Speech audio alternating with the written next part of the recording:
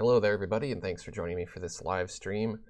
I am excited to announce that I'm going to be doing an early demo of ArtRage version 5.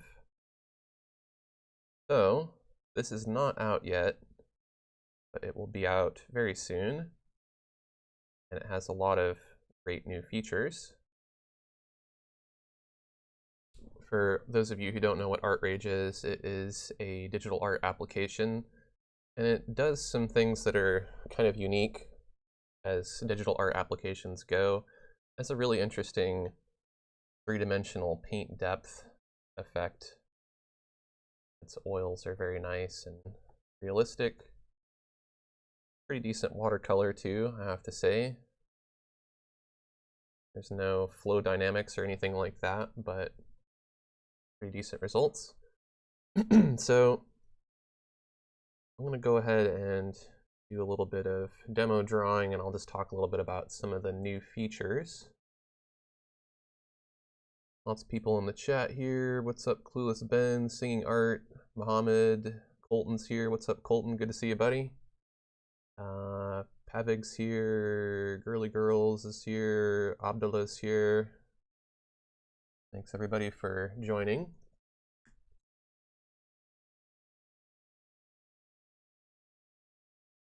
So let's really quickly just go over some of the questions that people are going to have about this. So ArtRage has a page up. It's artrage.com. I'm sure you can find it on their website. ArtRage 5 coming soon, holiday sale, etc. And this tells us what's new in version 5. Pretty neat drawing of this kestrel or whatever this is here, and it looks a lot like realistic colored pencil. Okay, so new tools. Comes with several major new editing and painting tools. Custom brush designer is pretty cool, and I'll go through all these in a minute and show you how they work. Custom brush designer, kind of, I don't know, it's kind of like how you can make brushes in Photoshop and other applications. You can make your own custom dab brushes, and there's some different ways to customize them as well. Then you got your perspective guides, which is a nice handy feature. All art applications should have dynamic perspective guides, and now ArtRage does. Warp is also very important. I find warp to be completely essential, and so nice that they have it. Layer effects, we'll have to look at those, and a much more realistic pencil tool. It also supports multiple open documents, has improved speed and processing power, so it performs better at larger sizes. And there's some different interface enhancements. The UI or the interface has been redesigned. There's docking mode, so you can dock your palettes together. Lights out mode if you want your UI to be darker rather than lighter. You can open multiple documents. There's transform. There's some layout guides and different things. So I'll just mention this too, because people might want to know about upgrading. You can buy the current version, which is 4.5 right now, and then you'll be able to get a discount on version 5. So you'll actually still save if you go ahead and buy the current version now. And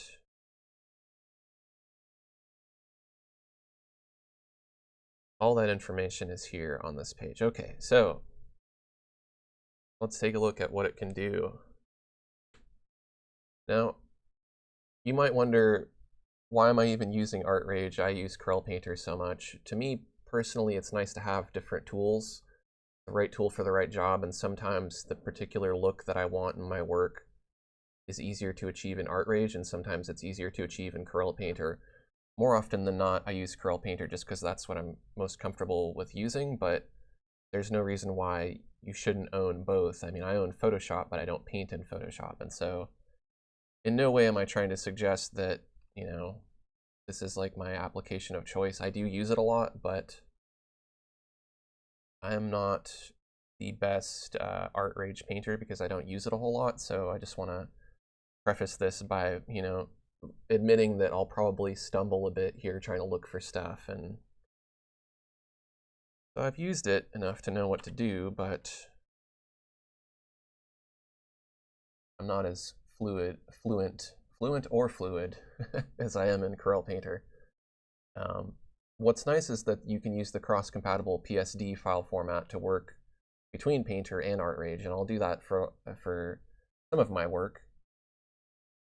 So let's see here. Let's take a look at this new pencil. That's probably the easiest thing to demo. Now, it responds a bit more to the paper grain, which is nice, and there's different pencil presets to think of what to draw here. So you got your different pencils, you got your shaders, you got your mechanical pencil liners and stuff like that. It does look and feel a lot like drawing with a real pencil.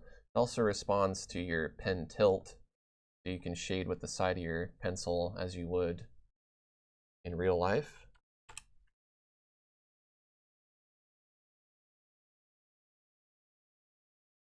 I'm just taking a look at the chat here. What's the best artist communication site? That I don't necessarily know, and I'm not sure exactly what you mean by artist communication, but I know DeviantArt's a pretty popular website for artists. Okay, so why don't we also, while we're demoing the pencil, let us demo the perspective guide. So this is the 1-point perspective. It gives you this nice tunneling effect. And so 1-point perspective would be something like, I would get my pencil back here.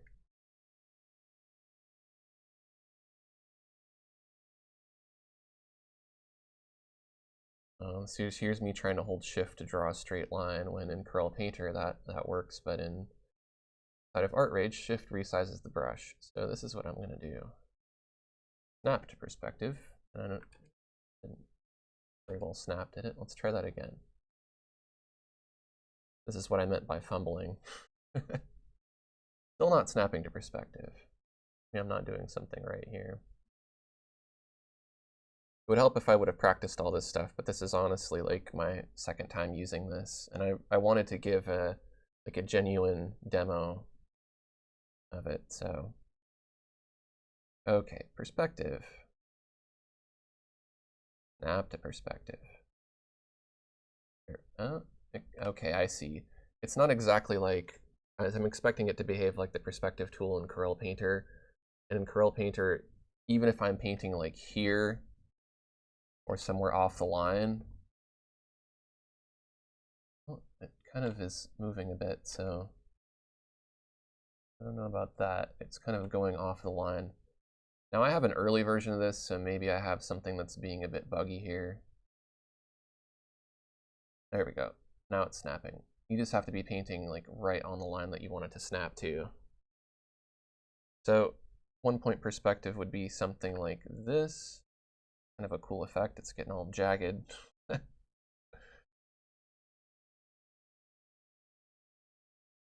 Remember the train track drawings that you would do? I don't know if you ever did those in school.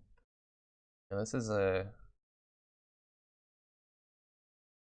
not looking very good for ArtRage here in this department, because this is buggy as heck. So hopefully they will fix that in the final version. Sure they will. But as it stands, the snap to guides is not working. It ain't snapping for nothing. It kind of snaps and then de-snaps in some places, which is kind of an interesting effect, but probably not the precision that people would expect.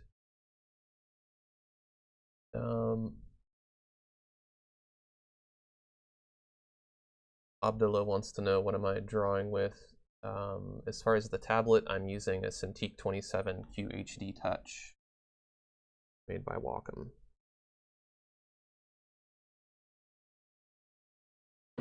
Okay, so as of now, perspective is failing. Let's try one of the different modes, and maybe, just maybe, it will redeem itself. Edit perspective. So then you get your perspective panel. I guess we can at least demo how this should work. There's some other gripes I have about this too, but then there's a few things that I really like about it. So there's going to be some pros and cons here. So we can change our perspective sets to 2-point. There's no 3-point perspective. That's unfortunate. Not a whole lot of people draw in 3-point. I would imagine, unless you're drawing like buildings from really high up, you're looking down at the ground, or you're drawing like an ant's view of a person or a really tall building. I mean, you know, you would think if you got 1 and 2-point perspective that you'd have 3 also, but I honestly don't find myself using 3-point perspective a whole lot, so no big deal. And you can draw your own custom perspectives too. We've got our 2-point perspective, and it's still not snapping exactly as it should. So let's just demo, let's pretend like when they release the final version of this, fingers crossed, that will be fixed. Let's just demo how the actual grid works. This is what I get for not practicing ahead of time. So tool move, we can move the perspective, but I believe we have to and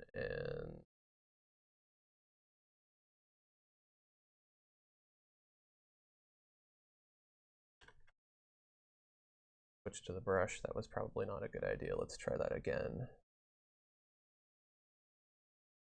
Edit perspective. Okay.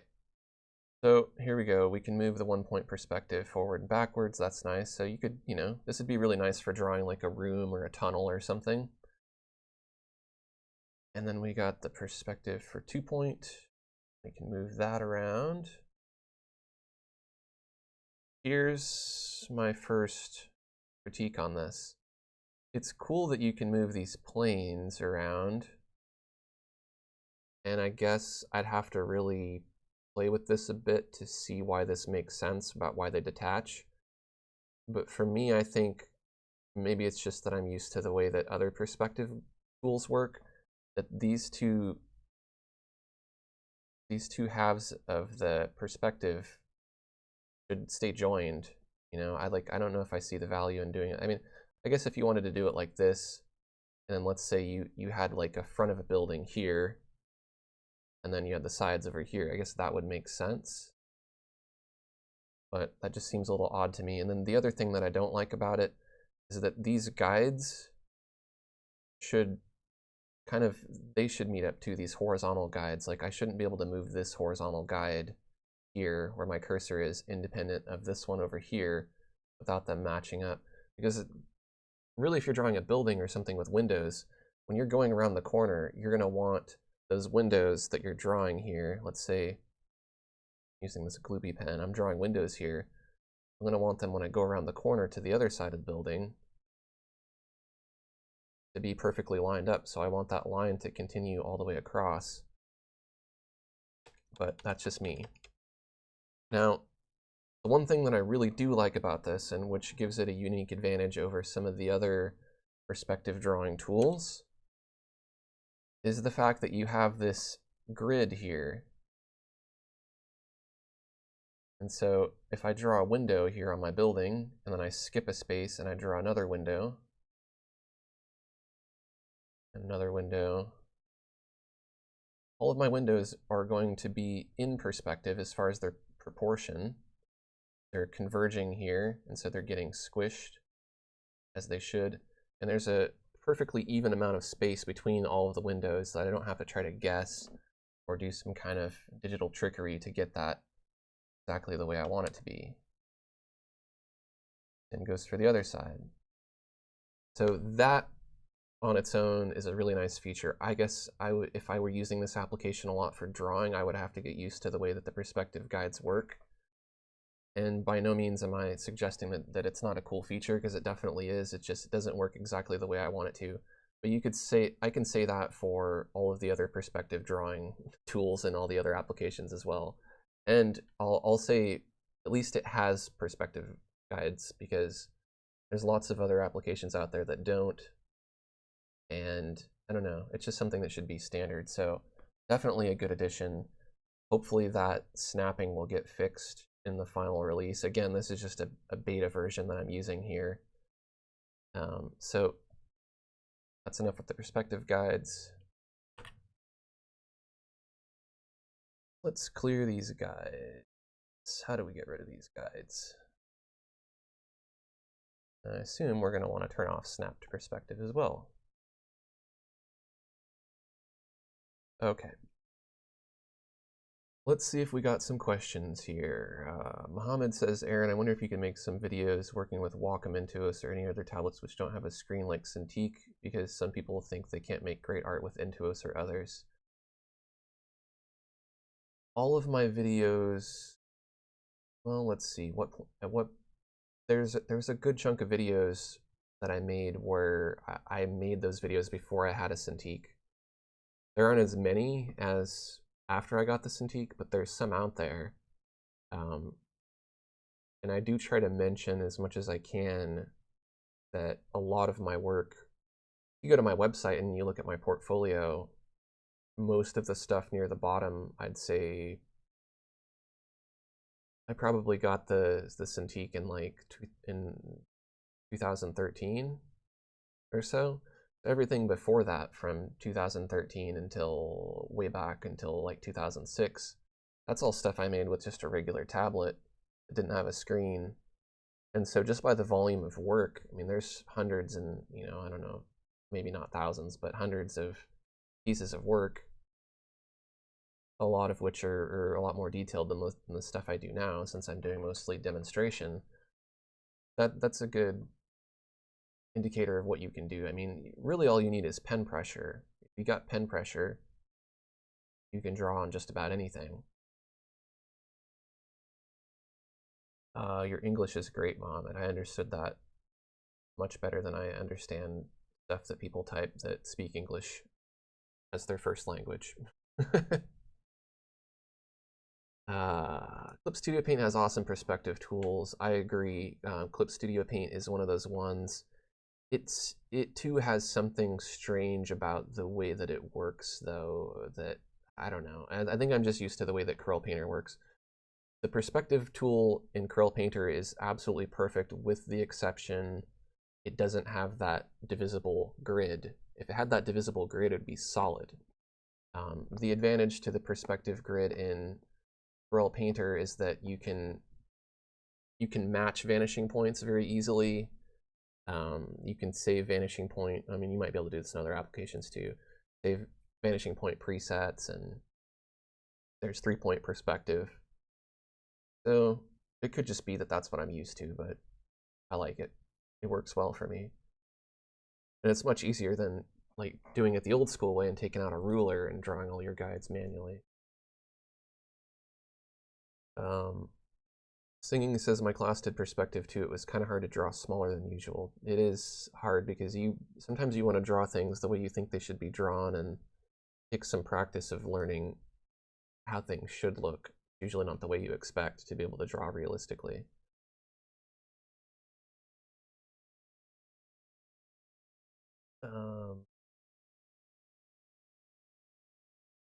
I'll answer a couple questions about tablets, but honestly, I've got videos, many videos that make it pretty clear what I think is a good tablet and what's not, and those are definitely worth checking out, because there'll be a more thorough explanation of what I'll be able to say in this live stream. Who Die wants to know, is Wacom Intuos Art Medium good? Yes, definitely good. It's a nice big size of it's not a giant tablet, but it's not a tiny tablet. It's medium, of course, as the name implies. It's a good size. It's got good features. Comes with some bundled software, hopefully still. But there's lots of other free applications out there too. There's ArtRage, which I'm using now, which is, you know, relatively inexpensive. And I use Corel Painter. It's a little more pricey, but it does quite a bit more. It just really depends on how many tools and features you want, you know. So I think some people like ArtRage because it's more minimalistic, and it feels more like it tries to emulate the traditional painting experience more, I think. So it errs on the side of trying to be more traditional rather than just being more digital. And I think that's fun. It has a certain aesthetic to it where there's not a lot going on the screen if you don't want there to be, and you know, you can paint with these oils and you can kind of start to feel like the paint is kind of alive. Like I can put down really thick paint now with my tube, put down a big blob, then I can go through with like a palette knife and I can scrape it and then smudge it around, and starts to kind of, the more I blend it, it starts to kind of clump up. And so it almost feels like there's actually paint on the canvas, and I like that. But when it comes to doing something really, really, really technical, and it might also be a lot of me spending so much time using Corel Painter that I'm used to how Corel Painter works. But I just find that I can paint in ArtRage, but I'm always looking for some tool that's in Corel Painter that's not there. Then I get frustrated and I feel like I can't paint as well. But then there's other times when there's a certain look that I want that I can't get in Corel Painter, and so, well, you gotta have both. There's a question about how do I get the free programs? Again, I'll recommend that there's a video if you search my channel for free art applications. Got a good list there.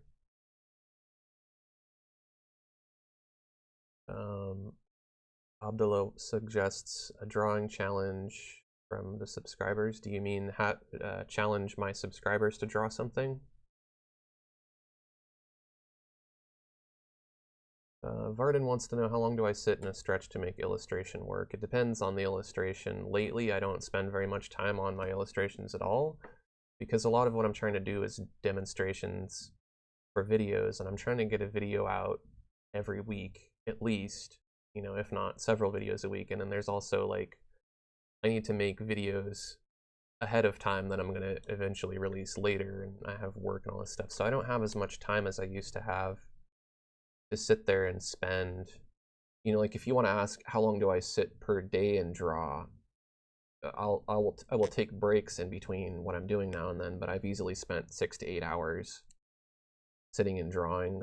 Probably 3 or 4 hours is probably the longest that I'll sit without taking a break, and then I'll get up and eat or sit back and look at my work and stuff like that. As far as total time spent on a piece, I don't know if I've spent more than maybe 50 hours on something. You know, I would say probably like, the problem is I don't really keep track of stuff like that.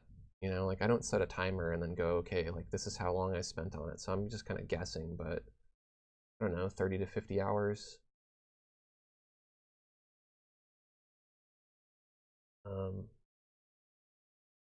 do I like the brush editor? Let's take a look at the brush editor, because I feel like I'm kind of not painting a very good picture of the new features here with that bug from the perspective tool. Okay, so custom brush.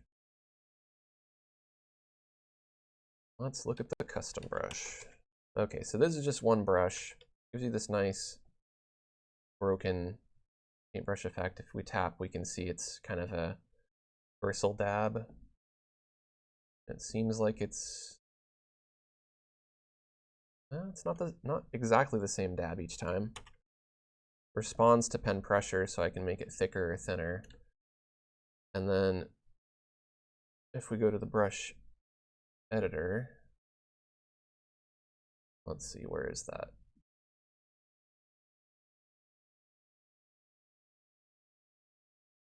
Somewhere. I was just using it the other day. Brush designer, there we go, it's in settings. So you can test your brush here, and then you can go through and I'll just show you some of the different brushes that we have here.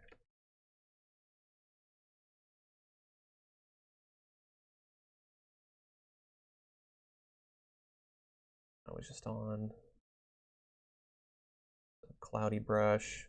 So you can see they're just kind of, I'm guessing they're kind of dab brushes, because you can see the head here. The head is the dab. And then you have different options for the opacity, taper length. But you pretty much can control what you would expect out of, you know, Photoshop and most applications, where you control the opacity, the smoothing, the pen pressure sensitivity, the grain. And then there's some blending options where you can control the color pickup and things like that. And then the grain is independent from the brush head. These are all just demo presets here. There's a fur brush. So these are some things that I mentioned earlier. I'd paint in ArtRage and then I'd go, you know, like there's something missing. A lot of that was lack of brushes. And there's a lot of brushes here, but this is what the problem was. I'd want to do a landscape or something. I know I have some students who have taken my landscape painting courses for Corel Painter, but they don't have Corel Painter and they used ArtRage anyways and somehow got through the course and did a great job. So kudos to them for that. There's certain brushes in Corel Painter like chalk brushes and sponge brushes and things that do texture and leaves and different things that are very paper grain dependent. And those were missing because in ArtRage, earlier versions of ArtRage, previous to version 5, you got your oil brush, you got your watercolor, you got your palette knife, you got your airbrush. You do have stamp brushes and things like that that can do like glitter and things like that, but not quite the same. Your pen, your paint tube, your marker, your ruler, your pencil, your crayon or pastel, and then like I said, stamp brushes and stuff like that. But what it really needed was something like this where you can go, well, that's a good example too, but that's not what I wanted.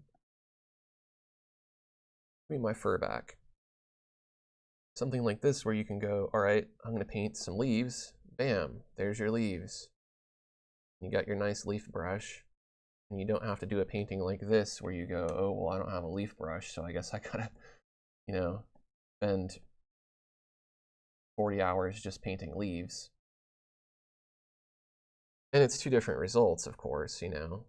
If you want to draw a million leaves, that's fine. I've done that in my paintings and it's perfectly fine, but sometimes you want a brush like that. So my thoughts on it are it's a great dab creation brush, but what would be better about it, and maybe this is me not entirely understanding exactly everything that the brush can do, but it would be nice if I could use this effect, but get maybe like watercolor or get oil painting. So when I paint these leaves with this brush, I get this look where it's that thicker paint. And maybe there's a way to do that. I don't exactly know. Now I can control the grain. I can get more or less grain. That's cool. Smoothing. I don't think there's anything to add impasto. But maybe I will be corrected later. But I don't see it. Nevertheless, nice to be able to have this and to go in here and be able to draw trees and different things like that.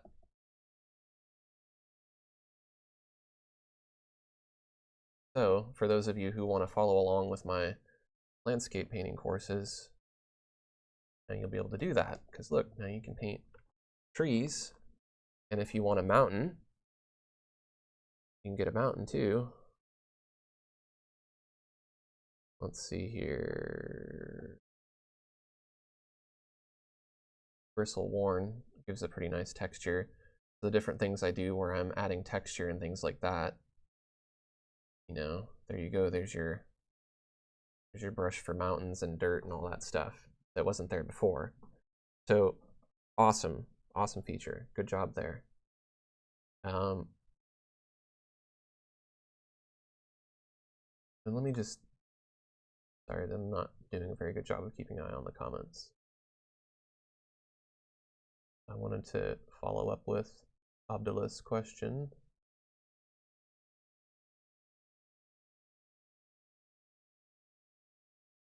So I think making a challenge for my viewers, I think that's a great idea. I have thought about that, and I know there's some other channels that do that. I think the fact that you mentioned it says that there's probably other people who would think it's fun too. So I will definitely give that more priority in my things to do. It's something I'd have to think about and plan out first. Problem is I got a lot going on for the next few months. I guess I could mention it here because I could just do it in the video later, just in case not everybody watches this.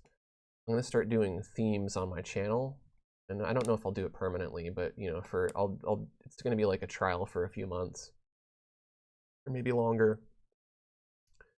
So let's say the theme is dinosaurs for that month, then all of my videos that I put out on my YouTube channel are going to be dinosaur themed. So maybe it'll be a speed painting of a dinosaur, and then, you know, how to draw Tyrannosaurus Rex anatomically, and then, you know, how to do Stone Age cave paintings, petroglyphs, as they're called. You know, I could get more. These are just ideas I'm pulling out of my head at random here off the top of my head, but you get the idea. So the way it's going to work is the themes are going to be chosen by my patrons on patreon.com/AaronRutten. They'll get to basically have a little survey thing up now that has some suggested themes, and you can of course submit your own suggestions. And they've already kind of ranked some, so I've already got some themes planned out already. The theme is going to be on, I'm trying to think of how to explain this, because the videos that are going to be on YouTube are on Patreon before they're on YouTube as early releases.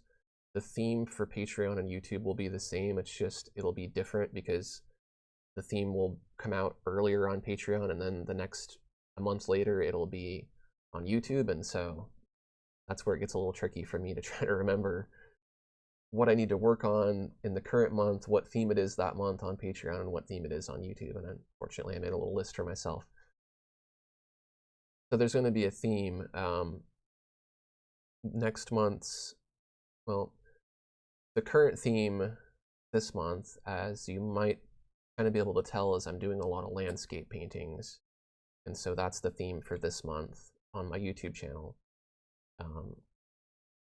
I'm not going to mention what the theme is on Patreon now because that'll be the theme for January on YouTube, but if you're interested, you can check out Patreon and you'll know what the theme is, and you'll be able to vote on a future theme. So I've got some themes planned out, but I want to kind of try to get settled in on that, and then I think the contest sounds like a great, or not contest, but art challenge. Maybe do a monthly art challenge or something like that. I think that's a great idea.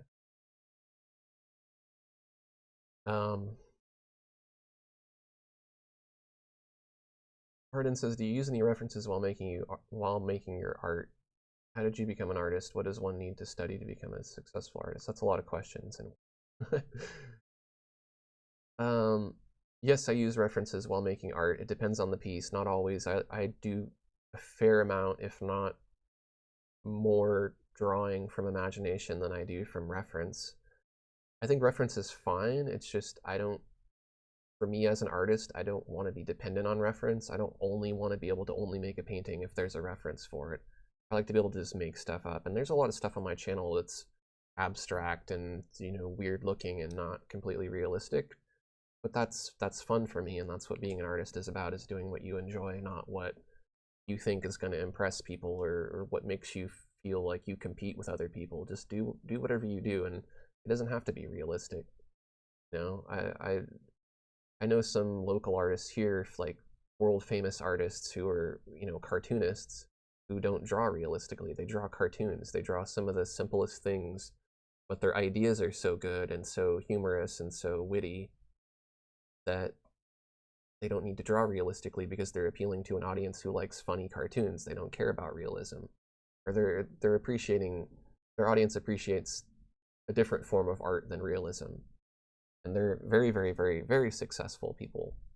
More successful than artists I know, contemporary artists, who exclusively paint realistically and don't have nearly as much success. So painting realistically, using references, it's not absolutely essential to being a good artist.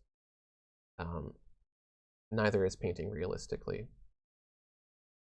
observation is important, more important than references. Observation is like permanent reference.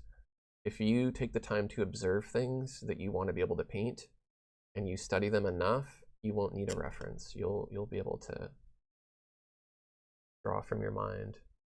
How did I become an artist? I have a video about that. If you search for digital art vlogs on my channel, or just, I guess, just vlog, I got a good video on that because that's a lengthy story. I probably told it before too in my live streams. What does one need to study for becoming a successful artist? Study all of my videos on my channel, and you will probably learn quite a bit. That's too long of a question to answer. I got another good question here. Joseph Smith wants to know, is there any point in getting ArtRage 5 if I have ArtRage 4? That's up to you. Does perspective guides and the custom brush and the other things that they're offering matter to you? If they don't and you're not going to use them, I guess that's your call. You know, if you want the newest version, it's always good to have the newest version of software because it's gonna run, most of the time it's gonna run smoother. It's said, I haven't tested it, that this works much faster with larger canvases and you can have multiple documents open, so probably going to be more stable. I don't know that I've ever really had ArtRage crash on me, and I don't know that I've ever found it to be terribly laggy either. We could do a test here and see. Let's try to crush it here with the airbrush. Make a giant airbrush. Whoops, not what I wanted. That's the glue pen. There's the airbrush. And then what size is my canvas here?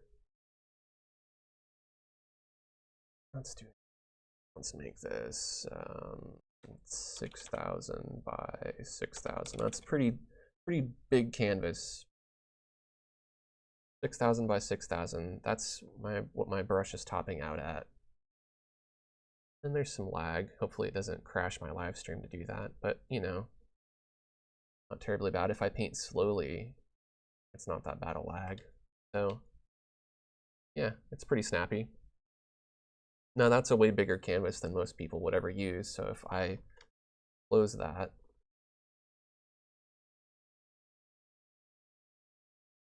let's do something like, oh, I don't know, 3200 by 3200,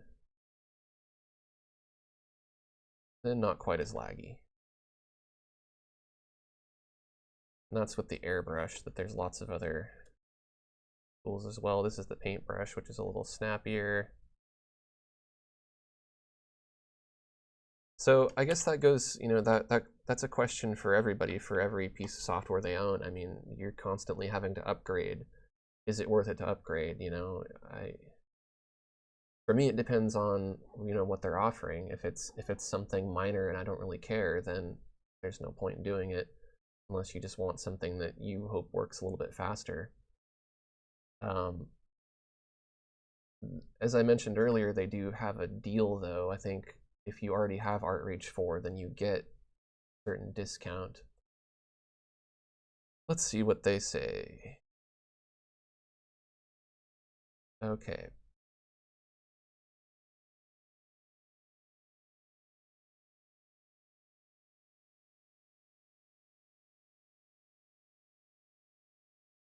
ArtRage 2, 3, and 4 users can upgrade to ArtRage 5 at a 50% discount.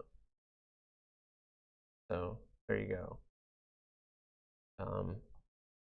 I would say for me personally, if I were drawing exclusively in ArtRage, I would want the perspective tool. Like, that's essential to me.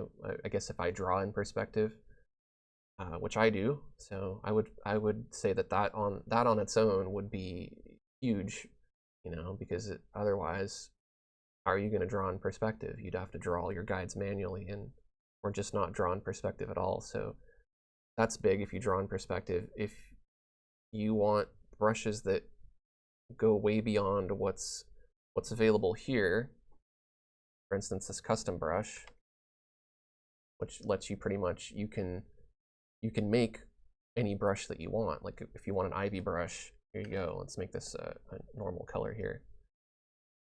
Make it bigger. So you got your ivy dabs, or dab. I guess it's just a dab. But it rotates and scales and does different things. And there you go, you got your Ivy. So that covers you for a lot of different possibilities now. There's a lot more you can do because you're not limited to the certain brush technologies that are in here. What else did I not cover? And I'll just mention I'm not getting paid to demo this. I'm demoing this because ArtRage offered the beta version to me to test. I like ArtRage. I think it's fun to share new digital art information with people, so I'm doing it just to share the info. I will mention that I don't have it in there now, but I am going to put a link to purchase ArtRage if you're interested there, and if you do purchase through that link, then I will get a commission. But that's not the main reason for doing this live stream. It's to show off what's new here. I will mention that I also have 5 free codes to get a free version of ArtRage 5. And I'm going to be giving those away. I don't know, probably give at least one away today. I don't know if I want to spread them out or give them all away at once. Well, let's do this. There's 31 people watching. How many people watching want a free version of ArtRage and like would actually use it rather than like I just want it because it's free? I mean, consider that there's probably a lot of people out there who don't have any software who really want specifically ArtRage. Like I don't want to just like here everybody just take a free ArtRage, but I want them to go to people who will actually use it. Varden says give to me please. I don't know how I'm going to give them away. I'm going to try to make it fair. You know, if only a couple people want it, that's easy. But if everybody's like, hey, I want ArtRage, and oh, I have to figure that out. Arden wants it. Joseph wants one. I have 5, so I don't have a lot.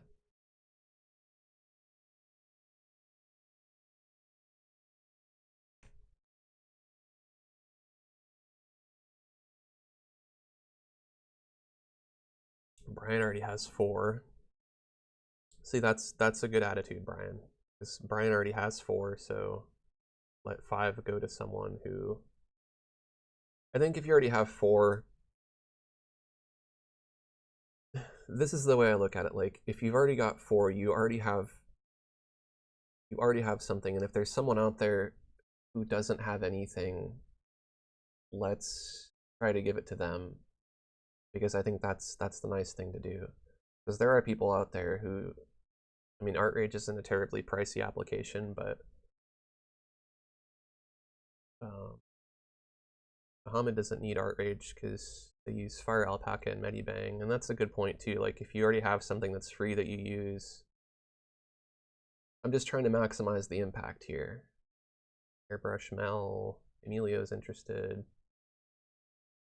Navajovic.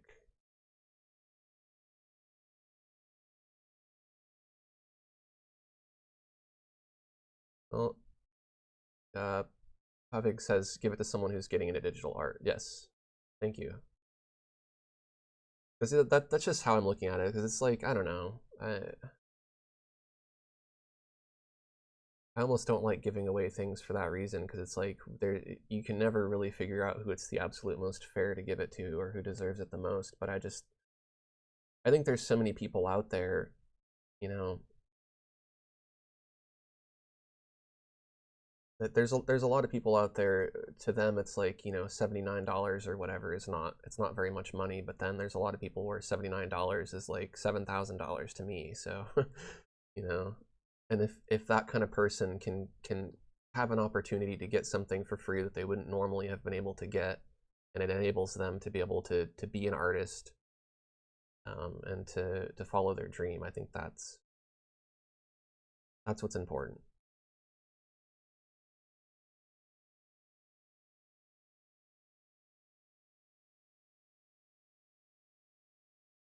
So let's do this then.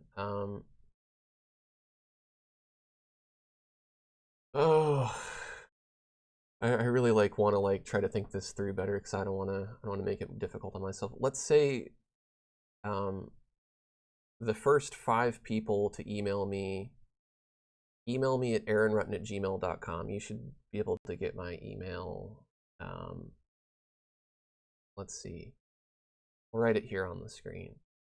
If you really need it, you don't already have ArtRage, you don't already have some software that you use, and you couldn't normally afford ArtRage, and you think that ArtRage specifically, not just because it's just free, but because specifically you would like to use this application, then email me and I will give away for the first 5 people, I will give away a serial for ArtRage.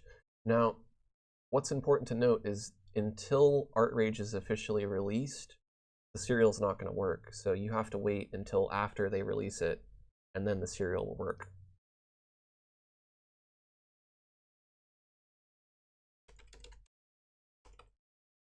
I'm sorry if I can't give one away to everybody, and that's just giving away stuff is just so tricky. Like I did a giveaway for a tablet, and that was hard because, you know,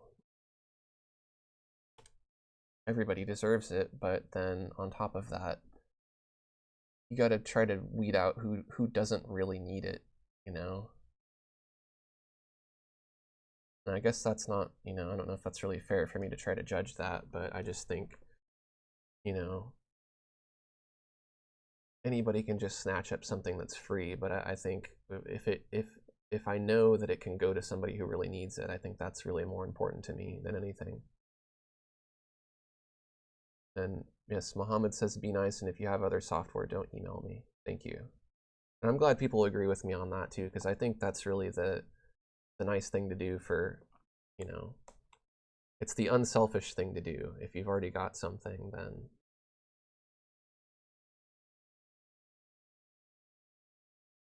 Heba Ross says, what is ArtRage? It is a digital art application. And yes, Varden says it's the software I'm using right now.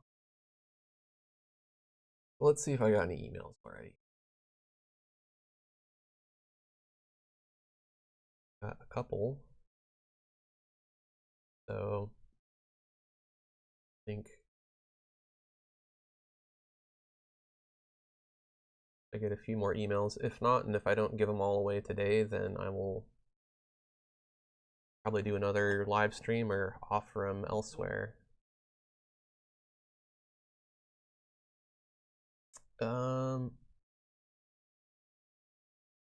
Joseph says, can you recommend a new drawing tablet? Because if I get new software, then I would like a new tablet.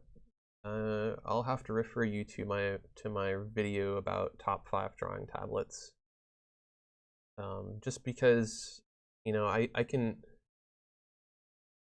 say get this tablet, but the problem is I don't know enough about you and the way you work and how big your desk is and all of these different things, and that's is really something that you have to kind of, you have to see all the options and you have to pick it for yourself. It's that important of a decision that you really shouldn't have someone else tell you what to buy. You know, have people suggest options and then you can pick from those options, but I think that would really be the best.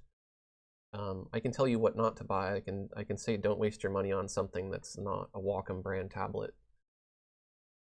You can check out my video on Wacom alternatives, and I've got several videos on it that explain why. But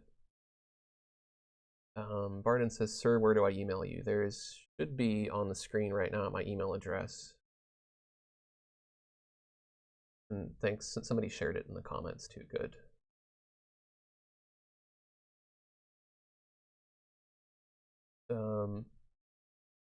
Is there any point in using ArtRage 5 over Corel Painter 2017, as I only recently upgraded from Corel Painter 2016 and loving every second?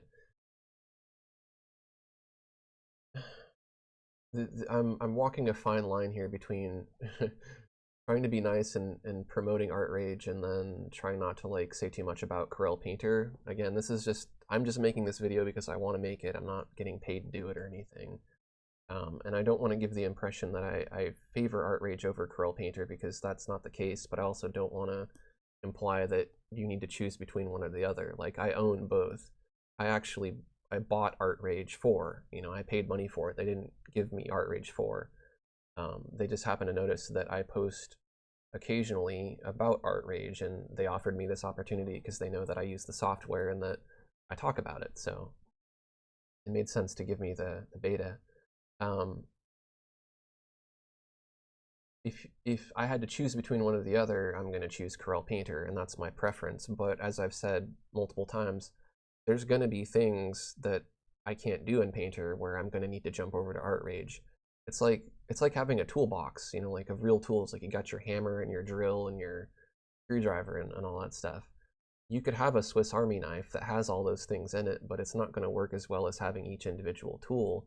And so if I decide, like, I want this nice thick oil paint effect, I can get something similar in Corel Painter, but it doesn't work quite as well. And so if that's the particular effect that I want, then I'm going to use ArtRage, and I might use ArtRage for the whole piece, or I might use it just for part of it. I might bring it into ArtRage for a minute, do whatever I'm going to do in there, and then go back over to Corel Painter. Same goes for Photoshop. You know, some people are like, should I use Photoshop or should I use Corel Painter? I'm going to use Corel Painter for painting, but there's going to be times, almost every single time I do a painting, that I'm going to need to edit colors, or I'm going to need to transform things in Photoshop, because there's things in Photoshop that I can't access in Painter. And so, you know, for the average person or the beginner, you probably only need one of these applications and you're fine. You just need something to make art. But if you're a professional and you're going to be making art for a living, for money, or you just really want, you know, maybe it's a hobby, but you want to kind of be more advanced, it's good to have more than one application, because they each have their strengths. You know, you could be totally nuts and have, you know, 10 different applications that you use, and that wouldn't be unheard of. I mean, if I'm doing vector art, I'm going to use Adobe Illustrator. You know, if I'm going to do 3D work, I'll use a 3D application, and so there's many applications. I mean, if you get into like how many applications I use on a daily basis, it's quite a few. You know, I got to edit videos with Adobe Premiere, and I got to render them with Adobe Media Encoder. I got to record them with Camtasia or OBS. You know, you're not really going to get away with just having one piece of software that you use for everything. I got 2 other people emailed me about the key, so I guess I'll just give them all away today. So if there's one more person who would like a free copy of ArtRage 5 when it comes out, email me and I will email you back with your code. We'll be done with that. I know I said I'd draw something. I guess I should probably do that. I'll answer a few more comments here. There's another part of the question about Corel Painter and ArtRage. Something to do with it could maybe run faster on slow devices. I don't know that either application runs faster than the other. They're both, you know, they both have different things that they do, and there's some things that Corel Painter can do, like the flowing of the watercolor and dynamic speckles and things like that, that require a lot more processor power. And even with a pretty fast computer and a lot of RAM, if you're working on a giant canvas, you're depositing like millions and millions of pixels at once per brushstroke. That's a pretty complex task, you know, so it's going to be slow when you do things like that. But typically speaking, most people are not doing it that way. And so speed's not really an issue, but I don't know that there's necessarily, one's not faster than the other, one's not better than the other. They each have their own pros and cons, and that's basically what it comes down to. And then it comes down to preference. You know, as far as how I would rank ArtRage in my top, I did a video recently, I think it was top 8. I forget how many it was. Top something, top 5, top 8. You can look it up. I actually rank Corel Painter, Photoshop, ArtRage, Sketchbook Pro, and a few other applications And I go through all the different things that I use in my particular workflow. What tools do I use? What features do I find to be essential? And gave them all a score. And I believe ArtRage came in pretty, I think it might have been number 2 or number 3. So that's ranking pretty high over a lot of stuff. So it is a really good application. I'm not trying to knock it. I'm not trying to over promote it. I'm really trying to give my honest opinion of it, which is what I feel is the right thing to do, and probably what everyone else wants to hear. So,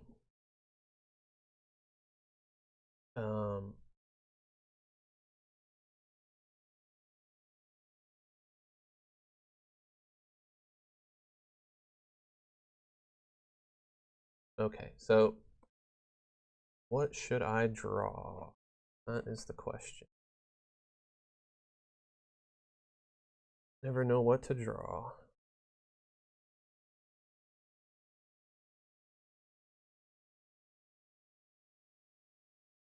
Draw now. Yes, I'm gonna draw now. I know. This is like this has been a whole live stream of a blank canvas.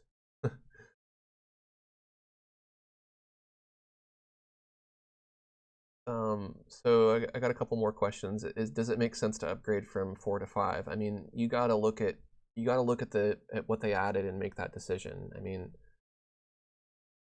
I think if it were up to me and I was drawing exclusively in ArtRage, I would upgrade, because what they added, like the perspective guides, I already have in Corel Painter, and the custom brush I already have in Corel Painter. There isn't anything that they added that would make me want to upgrade personally, because I've already got that in another application. If I didn't have Corel Painter, then yes, I would upgrade, because I'd want that perspective grid, and I'd want to be able to use those custom brushes. That would be, those two tools would be completely essential to me, especially if you watch my landscape painting videos. Just to be able to have a brush that can paint leaves is, saves you loads and loads of time, and it allows you to do a whole lot more. We got a request for a flaming superhero. No landscape. Landscape art. Okay, I like that actually, because I'm talking all about what you can do now with ArtRage. Let's do a landscape. That's perfect. I don't know why I didn't think of that.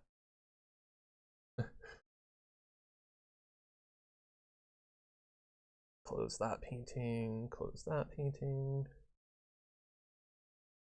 that painting.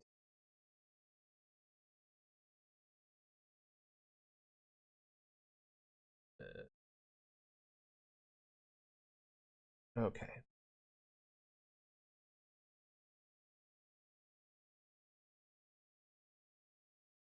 Let's do a landscape. So you got your layers here. That's always good. You got your blend modes and all that stuff. So it's not missing a lot of stuff that a lot of applications are missing as far as like the fundamentals, and I like that. I think really the only beef I had with it originally, and why I didn't use it a lot, is really just the lack of brushes, and that seems to be mitigated a little bit here. So let's do paint bucket fill. Got our sky color, make that a bit bluer. And then airbrush. I think I want to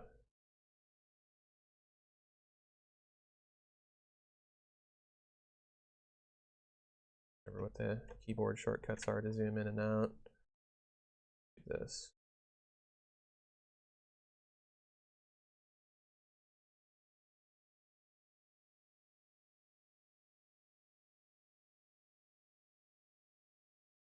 Here's me fumbling again because I don't use this that often.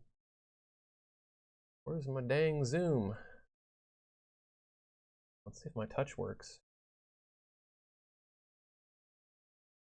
No, no touch. Maybe that needs to be turned on. I think this has touch. ArtRage preferences.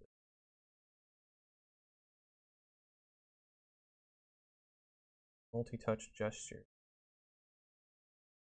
Why are you not zooming? I'm touching. Oh, whatever reason that doesn't want to. Okay, fine. Doesn't want to cooperate with me today. Whoops, I don't want it to be that thick. Turn down the opacity way, way down. Not that much. Okay.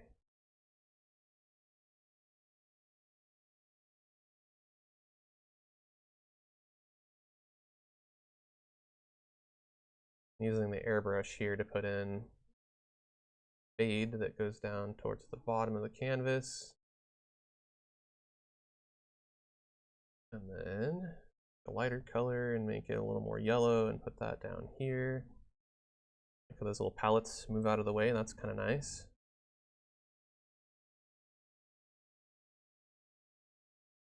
I might bring this guy up a little bit. That.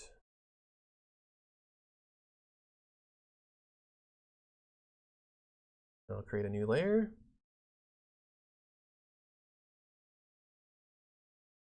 Some questions about what do I think of whatever program. Again, I've got videos you can check out. Best art software, top art software, and I go through free and paid applications, and Fire Alpaca is in that list. Tim Sim wants to know, is drawing landscapes what you like to do best? Not necessarily. I think it's among some of the things I like to do, but not the only thing that I like to do. How do we want to do this here?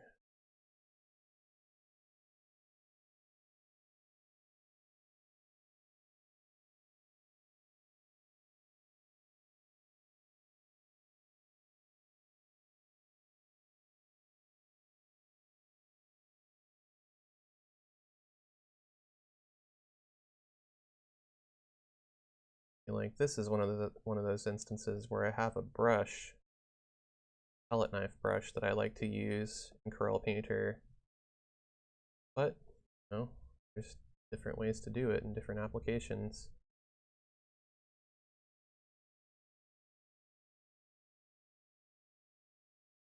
But just as well, this blender I like a lot, palette knife blender, they don't have in Corel Painter.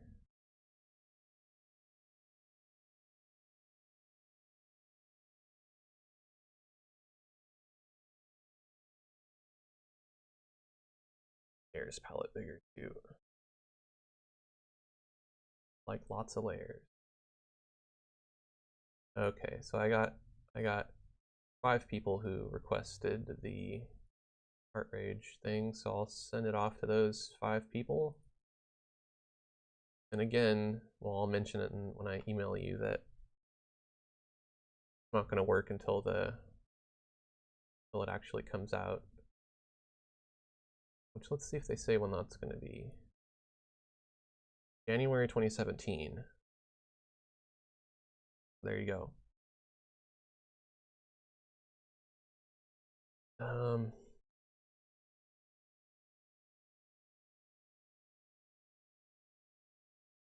Lock transparency. Try out brushes here.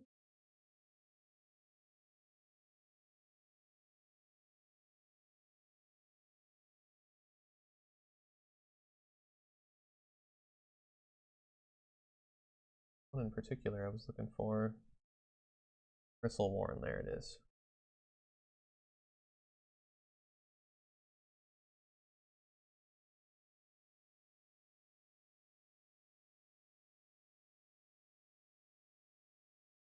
Why is this not locking the transparency? Seriously now, come on. I got another bug. Lock transparency.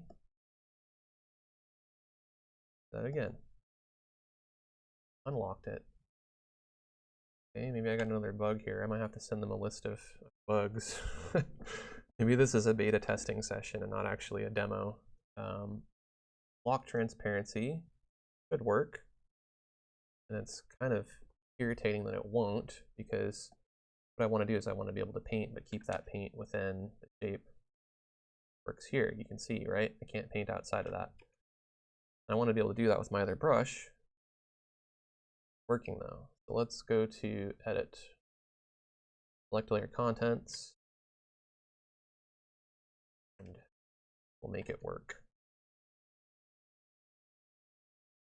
So see, now you can get this nice mountain texture.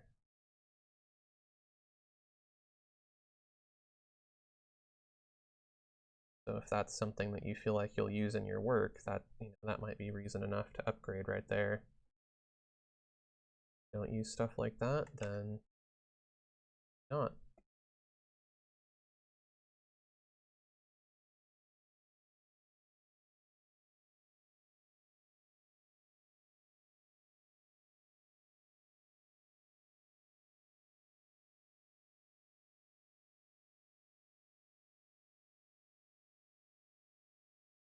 And then I'll deselect that.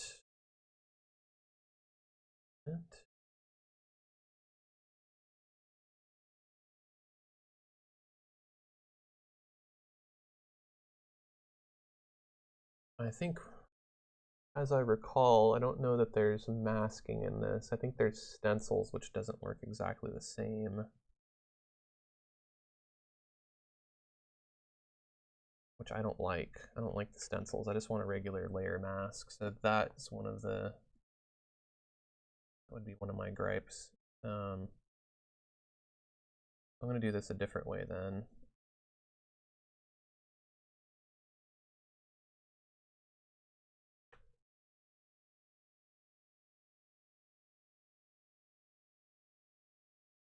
Fade out the bottom of this.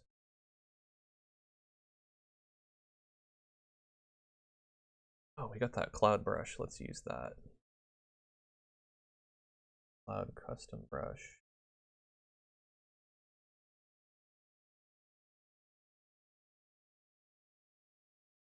Weird. Peter thought that I held down shift and tried to do the sticky keys thing.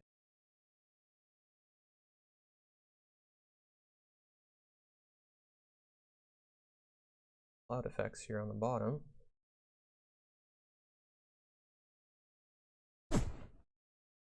I might fade that up a little bit more too.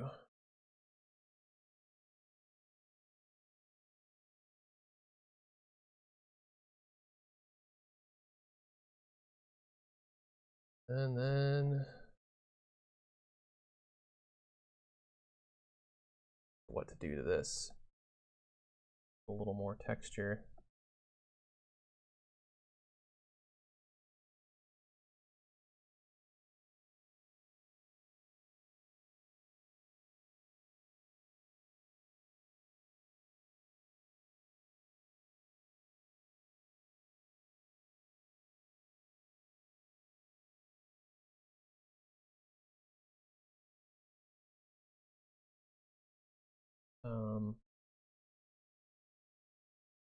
There's lock layer transparency. Yes, there is, and I tried it, but check this out. This is probably just a bug, and hopefully it gets resolved in the new version or in the final release. So I've got my custom brush here. Like something like red so you can really see what I'm doing. Right now, I'm not locked into the transparency of that layer. If I go to layer locks, lock transparency is checked. See? So I shouldn't be able to do this. Shouldn't be able to paint over here. That's got to be a bug with that. Hopefully I remember to mention that stuff. Here,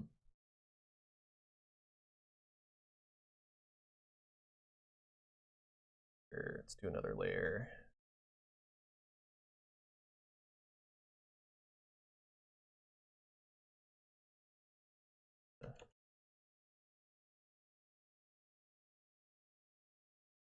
Bit below that.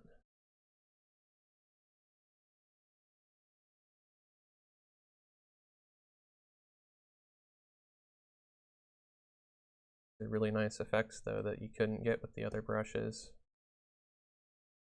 The closest thing they had to it is this, which is this crayon. Like, not quite as good because you don't get all that nice grain.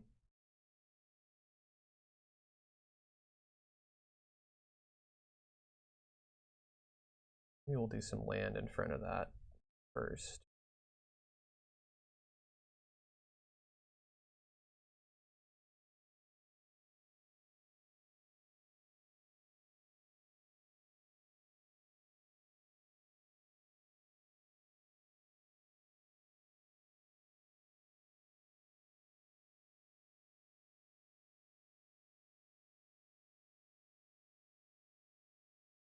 I don't know what I'm doing here. Just experimenting with different stuff. Get the right kind of look.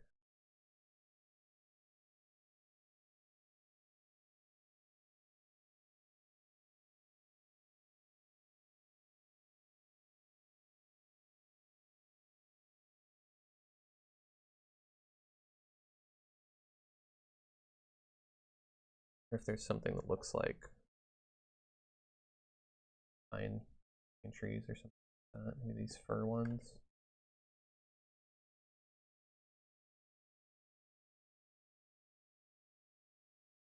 There we go.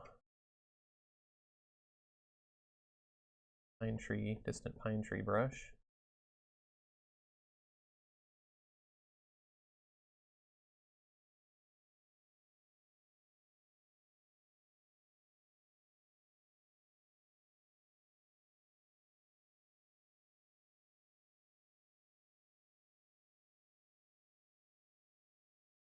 Layer on top of that and make that darker.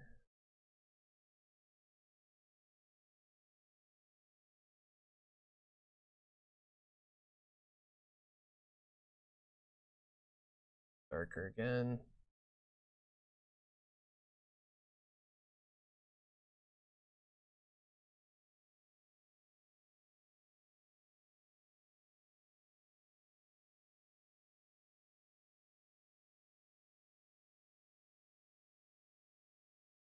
Transparency on that.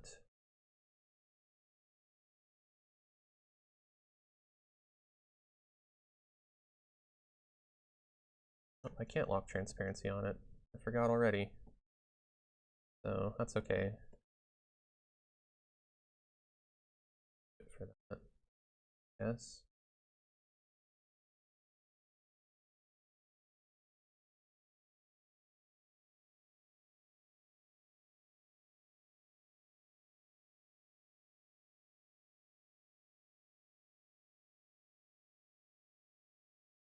Look at those nice effects that you get with this kind of brush. That's maybe right.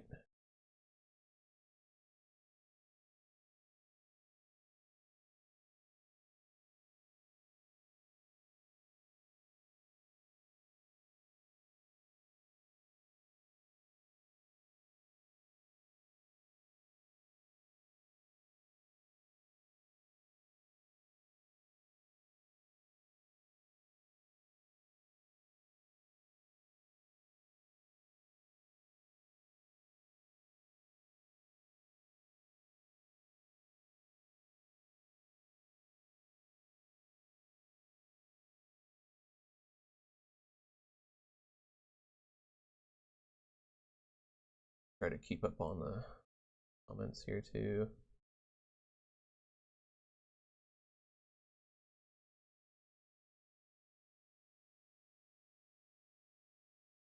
Got some compliments, thank you.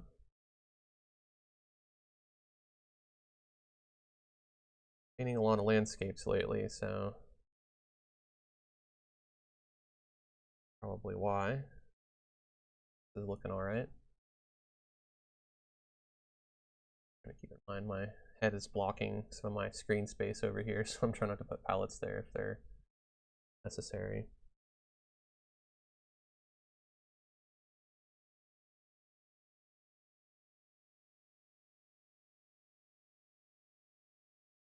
I'm gonna unlock transparency.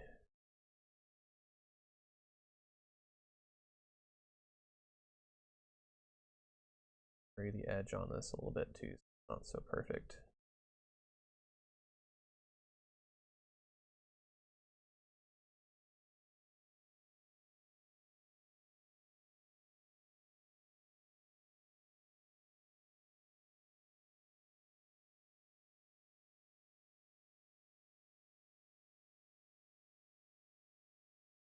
All right, do some foreground in front of that.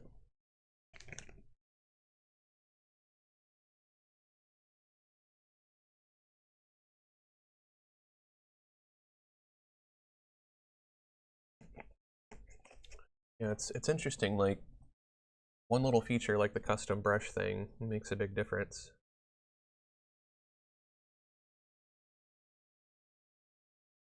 Okay, I need some grass in front of that. So back to custom brush.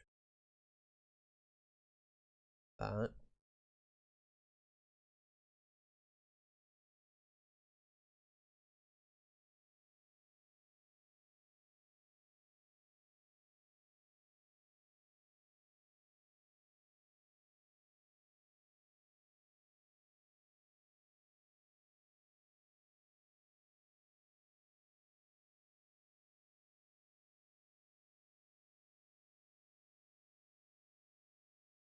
Brush here.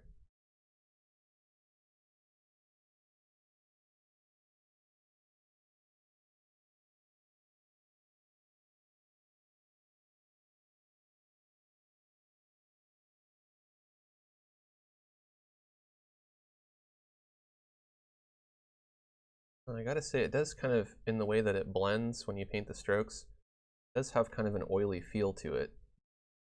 So I don't think it's getting that impasto that I'd like, that the regular oil brushes have in this application, but I'm getting a feeling that I'm painting oil, kind of, so that's good.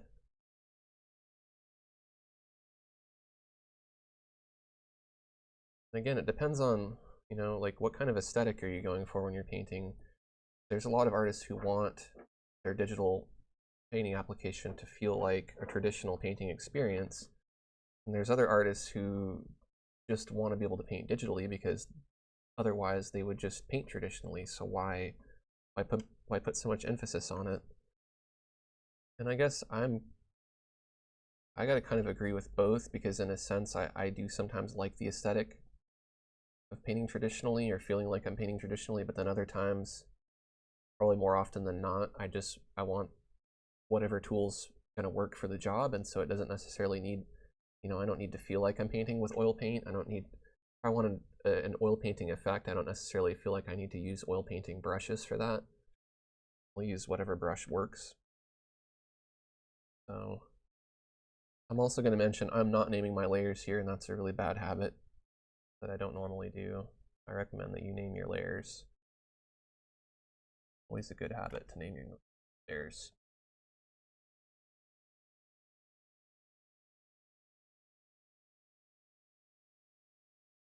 These nice pencil brushes for my tree trunks here.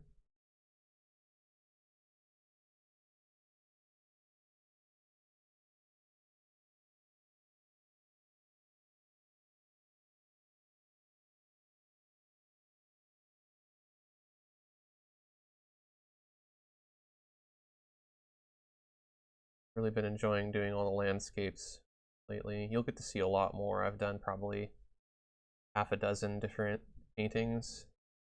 Quite a few of them are available now on Patreon as early releases. They'll be available for you on YouTube pretty soon.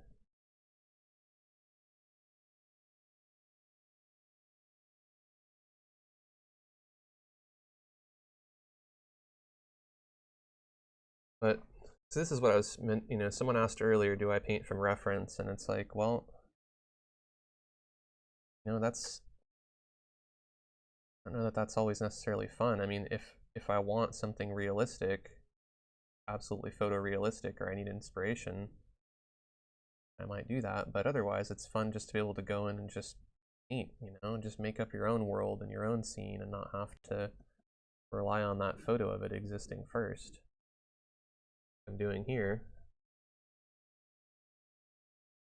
Varden wants me to explain light shades and color scheme and how to blend color. This is highly educational.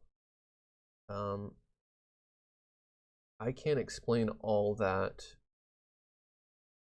in even a live stream. Even if I live stream for 3 hours, it's way too much to explain. But fortunately for you, I have a free landscape painting course. If you go to my website, which there's a link for down at the bottom of the screen, aaronrutten.com, and you look under my Corel Painter courses, there's a free landscape painting course, which starts out by talking all about how light and color works. It's a really long, really detailed course, and it's free, and it'll teach you all that stuff. Whatever it doesn't cover is probably covered in my videos. In fact, if you search my channel for just about anything, like let's say you want to learn about shading, search for shading on my channel, you'll get a bunch of videos on shading. If you want a video on blending, search for blending, and there's a whole blending playlist. So I've answered a lot of this stuff, and it's easier to explain in the video than in a live stream. How do I know what colors to use? That's based on observation. You know, why is the sky blue? You know, do you need to know scientifically why? Yes and no. I mean, you need to be able to look at the sky and be able to look here on the color wheel and go, okay, that's a sky blue. You know, this is not a sky blue, it's too blue-green. This is not a sky blue, it's too purple. So you know that it's somewhere in this range here between cyan and indigo. And that's a daylight sky, and you have to go outside and look up at the sky and go, okay, what color is the sky? And then come back home and paint, and if you paint and it doesn't look right to you, you know, you need to go back outside and look again until you finally memorize that exact sky color. And picking color is pretty easy. Like, you have your hue strip here. In other applications, it's a ring, and I think the ring is better because then it shows you more of a relation of colors. Typically what I do is I pick my hue first. So what hue is the sky? I mentioned earlier it's somewhere around here, so I'll guess, and if I'm not absolutely right, then I'll try again, but that's a pretty good guess. Then I'll think about the other two components. So you got hue, then you have saturation, which is the intensity of color. And that's a little hard to describe because of the way that it's set up here on this weird arch thing. But basically, saturation is like this, I guess, going from the small part of the arch to the wide part. So it's making the color more or less intense. If it's more saturated, it's brighter. If it's less saturated, it's more gray or muted or pastel. Then you have your value, which is kind of going along the curve of this arch down here. Hopefully you can see this arch in the bottom right of the screen. That's your lightness and darkness, or black to white. So when I'm picking my sky color, I got my hue first, then I'm going to go how light or dark is it? I can choose that. We know we want it to be rather light. And then how saturated? Do you want it to be a bright sky or a more pastel, like cloudy sky? And so when you're working with those 3 points, it makes it easier. Now, I have a video on that too, which you can watch. You look up color, do a search on my channel, and I go into huge detail about that. With the tree trunks, I used a pale blue. Things that are white and black and gray, typically, most objects reflect color from the environment surrounding them. If they're in shadow, they typically have some of the environment color. And so the reason why I chose the light blue is because the sky is light blue. And so it makes the tree trunks fit into the environment more. If I did them white, they wouldn't look natural. The only way they'd really be white is if they were getting like direct sunlight on them, and even so, they might be, you know, slightly off-white. The mountain, because it's snow, and because snow is so reflective and so bright and reflects the light so much, I felt a little more comfortable using an actual white for that. But though it ends up mixing in with some of the lighter blues, and so it's not completely white in every place. Were the 5 CD keys taken? Yes, they were. And it'll be a digital download. You'll download the digital version, then I think the trial and the full version are the same thing. You just have to unlock the full version from the trial using the key. Varden says it looks beautiful. Thank you, Varden. The sky's blue because of the nitrogen in the Earth's atmosphere. Yes, something like that. Something in the atmosphere causes it to be blue. And the trees are green because I guess green is the the only color that's not absorbed by, the only color of light that's not absorbed by the leaves, and so that bounces off. And it's also the color of chlorophyll. Or I guess rather the chlorophyll absorbs all the colors except for green. And it's helpful to learn about light and how light works and how color works. And again, I have a lot of videos about that. Have they been sent yet? No, because as you can see, I've been doing this live stream the whole time, so I haven't had any time to do that. But after the live stream is over, that'll be the first thing that I'll do, is I will send out the keys. So be patient. You will get your key. You probably want to know if you're one of the people chosen.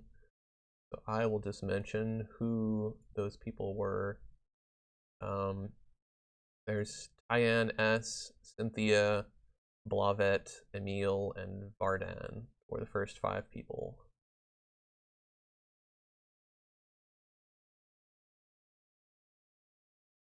So sorry to the 6th person who contacted me there, but there could very well be other people reviewing this too, who I would assume probably have been given some promotional keys. So I would keep an eye out between now and January, and do some searches for ArtRage 5 on YouTube and see if maybe someone else is giving them away. And it's like, as far as tips, this is kind of more supposed to be a demonstration of software rather than like a landscape painting tutorial. So I'm not sharing nearly as much as I would say about what I'm doing, because that's not really the point of this particular session here. So if you do want to learn more about landscape painting, then you can always check out my free landscape painting crash course, which again is available on my website, aaronrutten.com. If you take that course, you will learn a lot, not only about landscape painting, but about how to paint in general. Definitely check that out. And to me, this is just kind of like a doodle, like if I were going to do a more finished piece, I would want to spend some time on it. It's talking and painting and being distracted and things like that make it a little more difficult to do, so definitely do a better job than this. Not that I'm completely dissatisfied with this, but it's not going to be my best landscape painting by any means.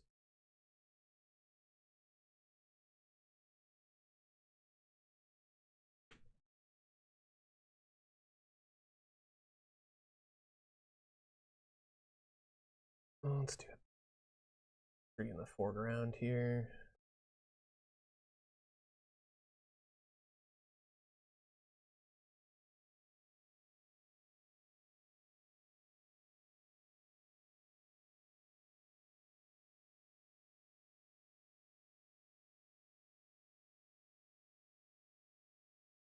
Yeah, I don't like the way that looks. I'll just use oil for that.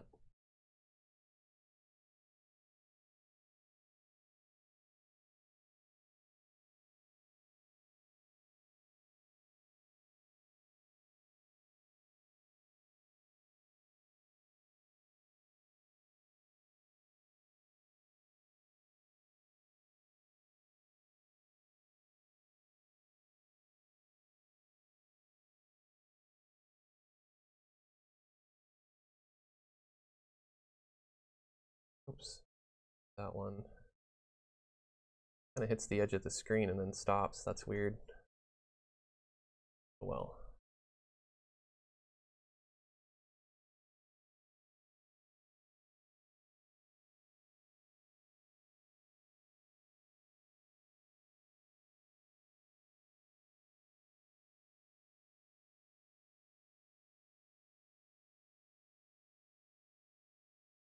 That's probably good enough for branches, and then I will widen the base of this a bit more. Generally speaking, trees are wider at the bottom than they are at the top. And we'll want to give that tree some texture, and I really, really wish that my alpha lock or my transparency lock would work, but since it won't, I have to select layer contents.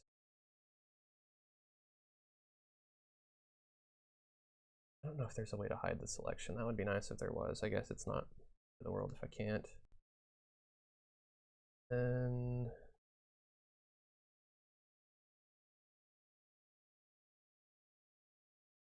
I think somebody wanted me to do a snow scene, and I'm sorry, I kind of spaced on that.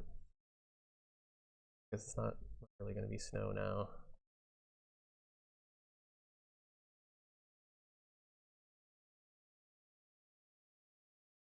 I have to make palettes go away too. Sometimes they're kind of distracting. Add a little brown texture to this tree here. Color lighter.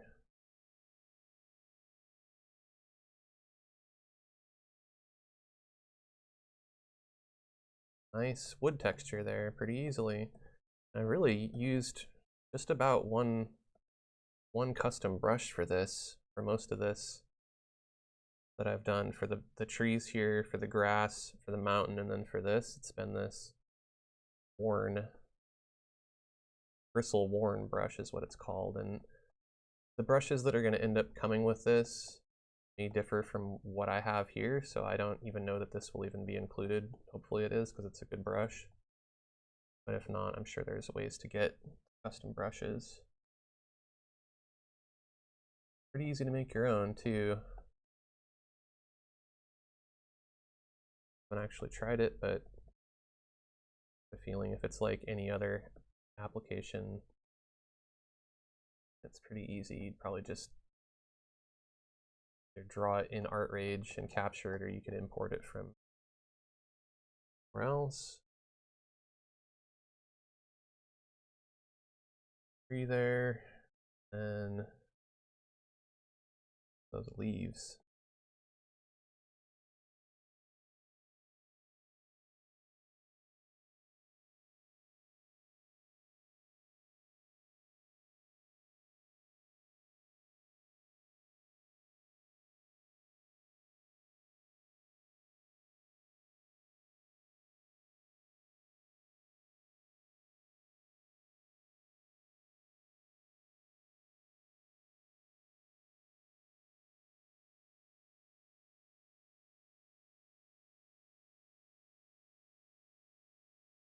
The lighter green.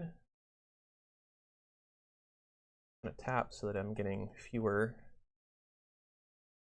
lighter leaves.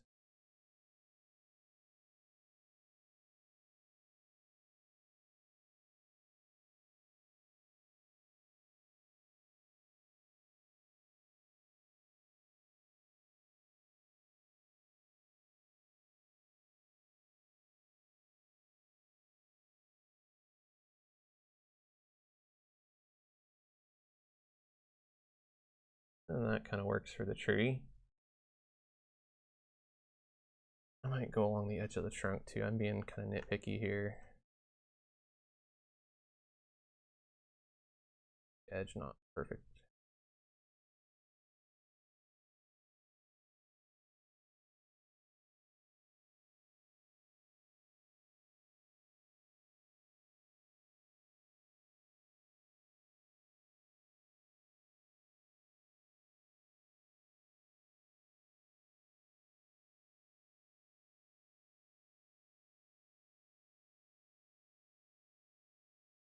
All right.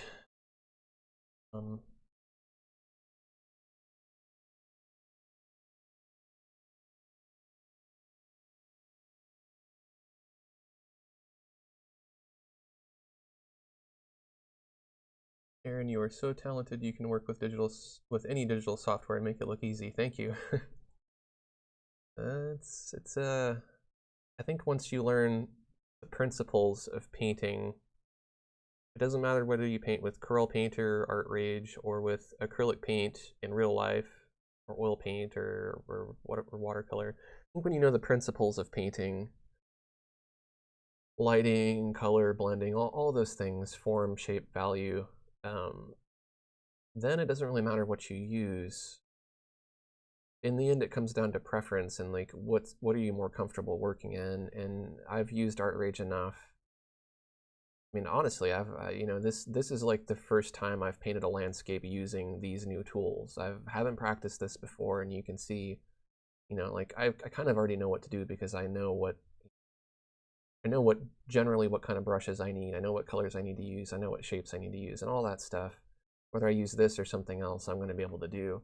But there are other applications out there that don't have those kind of brushes, or they don't have layers, or they don't have transparency lock. And then when I get into doing that, then I start to kind of fumble a little bit because, you know, my technique is dependent on having transparency lock, and it's dependent on, you know, being able to use certain brushes to get certain effects. And without that, then I feel like I'm kind of handicapped. So I still paint snow on top. I could. I don't know. That might look kind of weird, but we can try it. Bergzaza says, I love how far the mountain feels.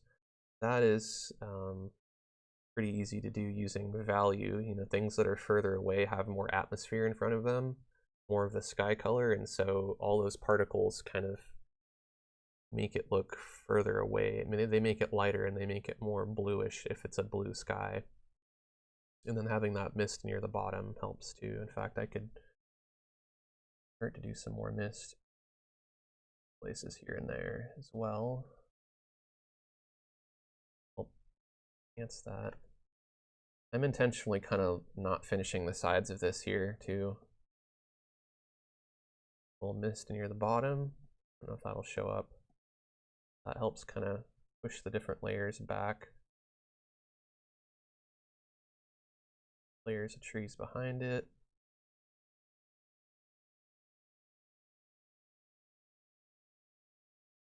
We should put let's do a little snow since we had the request for some snow on the ground. Probably wouldn't have bright green colors like this if it was a snowy day, but I don't know. It's an imaginary world, so I guess anything can happen. I'm really liking this bristle brush, so I'm going to keep using it.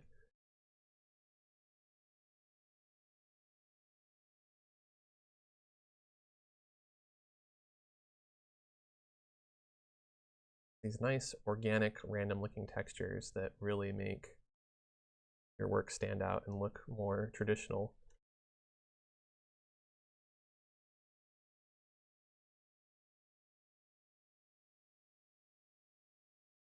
Yeah, it looks a little odd with the other colors going on here, so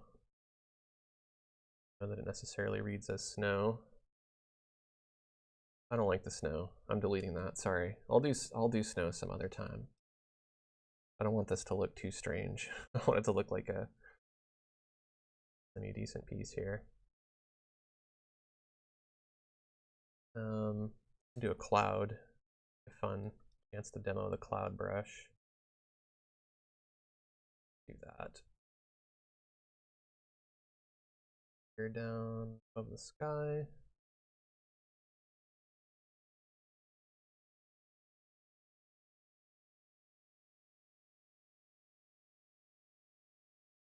Put in a darker color for the cloud here first. I'll have one up here too. Behind my head. This nice cloudy effect. This is an essential brush for creating clouds. And you do have your airbrush, but it doesn't give you these little poofs here.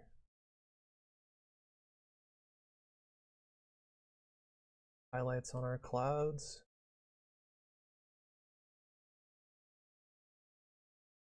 Starts to stand out more and more.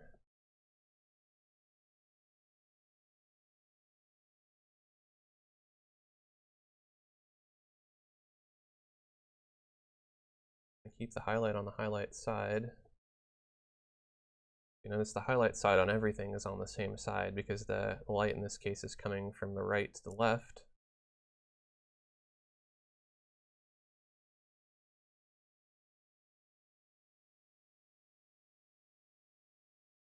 I'm being kind of quick and sloppy about this. Again, I could take my time with this and make a cleaner looking painting, but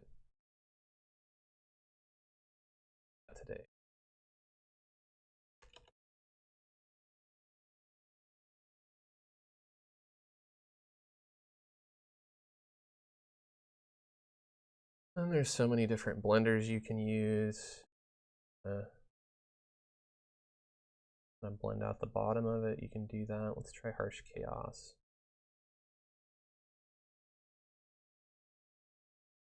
Fuzz out the bottom of that just to blend it in.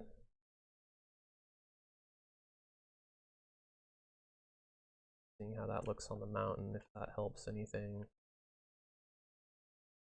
No, it does not. See if frost. Nope. Okay, I'm not going to blend that then. Emmy says, I really want to thank you for your videos. You have me pushed to start with digital painting and I love it. That's good. Glad to hear that you're getting into digital painting, Sammy. I'm glad that I can help. Robert wants to know, what do I think about having it as a definite must upgrade? I already answered that. And I know you probably tuned in after I answered that. Short answer is, if you think the new features are worth upgrading to based on what you use, and you know, like if all these brushes I used here, with the exception of the ones that are in older versions, if these look like good brushes to you that you would use, then you definitely must upgrade. Otherwise, you're stuck with not being able to paint in this particular style. And I think, honestly, you ought to be able to follow my free landscape painting courses pretty well now with being able to use these brushes. In fact, I'm almost tempted to make a landscape painting course for ArtRage. I don't know that I will, because I don't really want to be an ArtRage expert, just because you have to really use the software day in and day out all the time to really call yourself an expert on something. And to me, it's like, you know, it looks like I can get by, but I don't know everything there is to know about it. But also, I mean, if a lot of the brushes and techniques are the same, and people have been able to follow along using ArtRage, you know, earlier versions of ArtRage even, they've been able to complete the course, I gotta imagine it's probably pretty easy to do it now and follow along.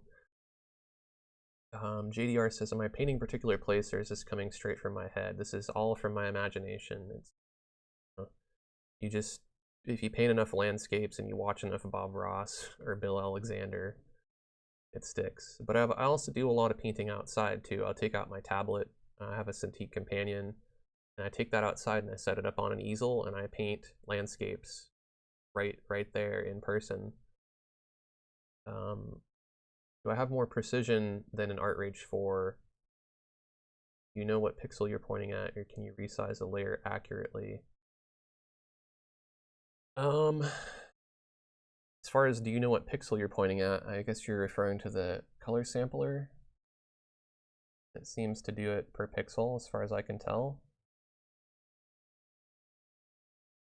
I don't know if it's averaging it. It doesn't seem like it is. Might be, I don't know. Again, I'm not really like much of an expert in exactly what this application can and can't do. Can you resize a layer accurately? Let's try that. Go to Edit, Transform Layer Contents. So I can scale it in percentages if I want to. I can flip it, I can rotate it, I can perspective distort it. Have a cool effect. Ooh, dancing mountain. So the warp feature is also nice.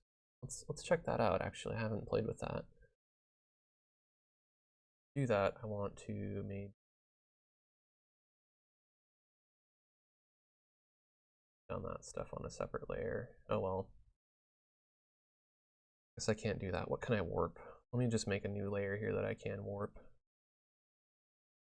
Try that. Object here. Then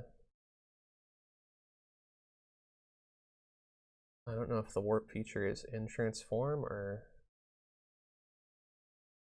where it is exactly. So bear with me here. I guess it's probably under transform. This must be it then. You can perspective warp it. No, it doesn't make sense with a big blob, but if you were trying to like match something to a billboard or something like that, you could do that. So I don't know if it's more accurate. I honestly don't know enough about the application and how it was, and I wouldn't, when I use it, I typically am not using it with a lot of transformations and stuff. I'll go in here and I'll use it for a few different effects and things, or for a few different brushes and different painterly effects. And the canvas texture is nice to add too, but I'm not really doing a whole lot of transforming.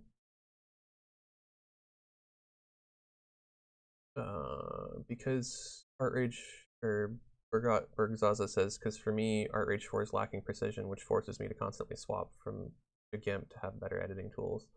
But you know, that's just, I mentioned earlier, I use Corel Painter to do my painting, but if I need to transform something or do more Photoshop-y stuff, then I use Photoshop. And I know it seems like a hassle to go from one application to another, but because you can do that using the PSD file format, you just should. You should use the right tool for the right job. You shouldn't make it harder on yourself or have the expectation that you can do everything in one application. Just go over to GIMP, do what you got to do in GIMP, and come back and, you know, just make that part of your workflow.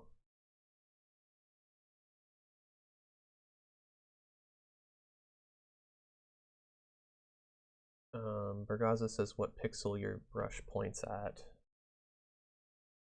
If I make my, it seems to be going right exactly where my target is. That's what you're saying? These look like little birds in the sky. Maybe I'll put them there.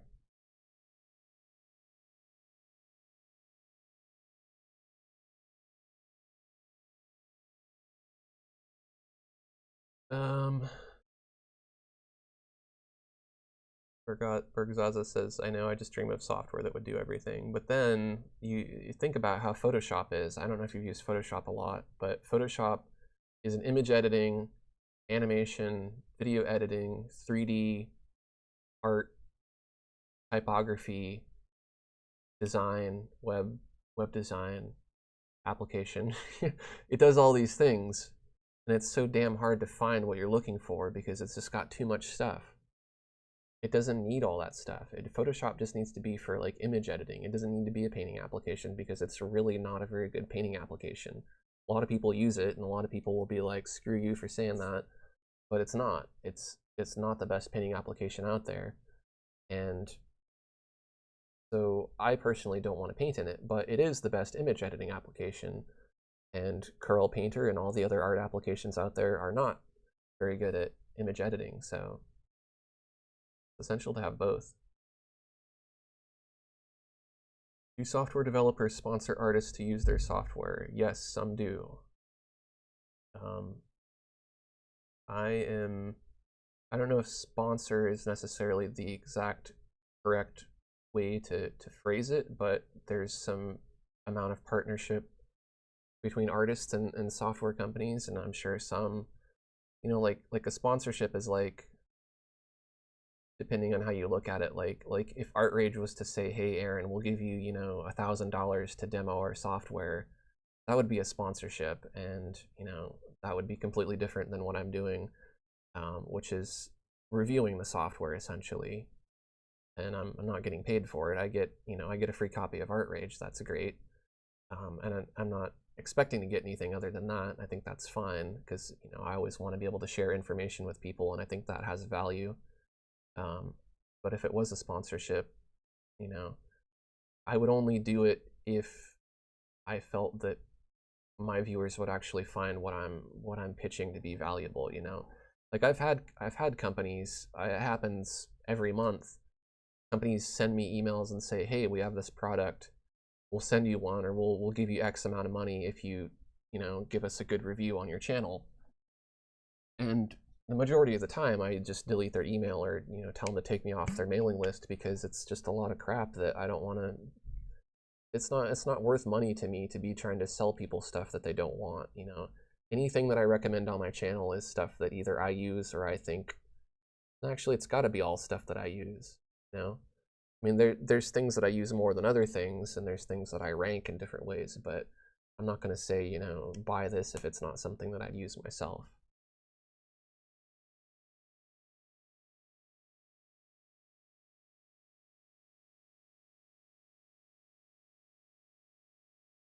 Let's see, what else do we want to do with this piece? I think was there something else I was going to add? I can't remember now.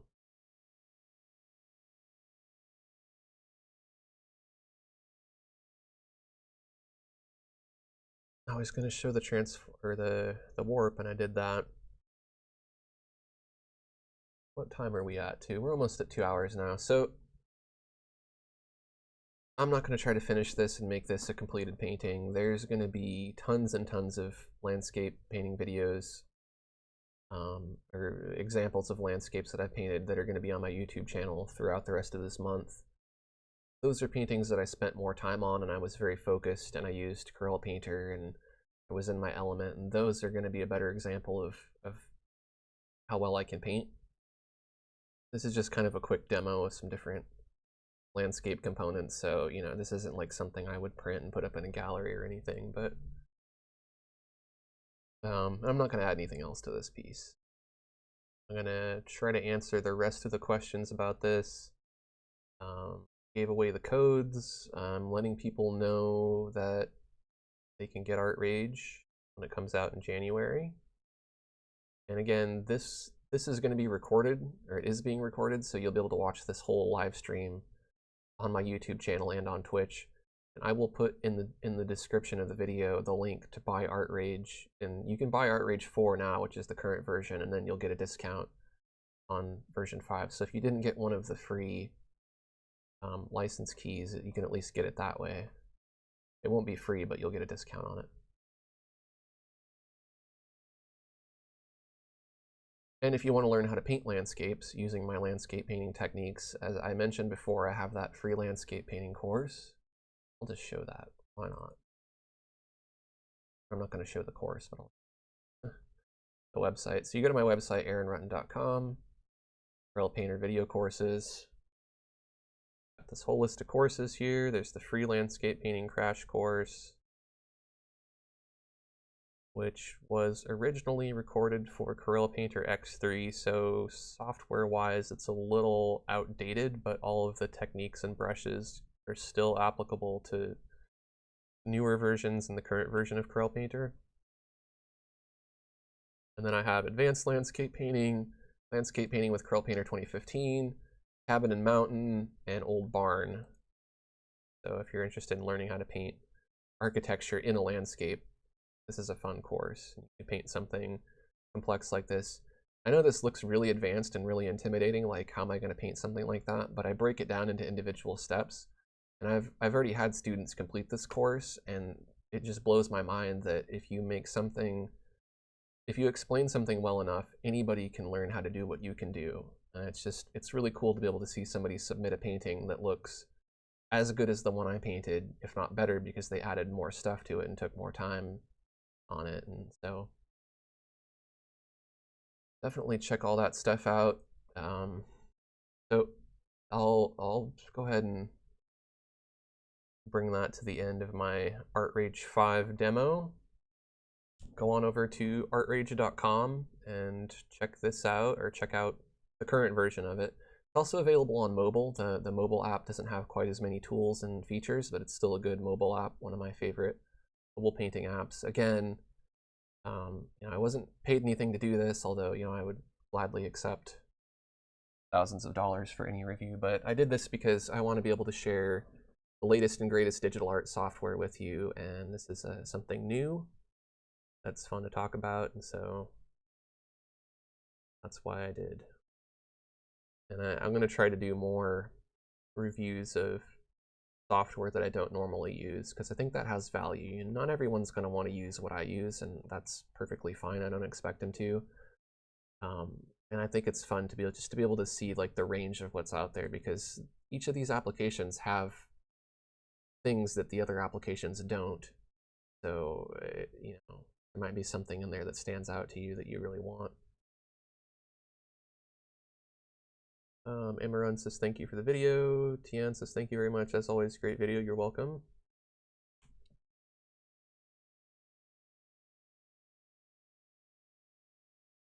Got water on my nose there. That's a way to end the video. Getting water on your nose.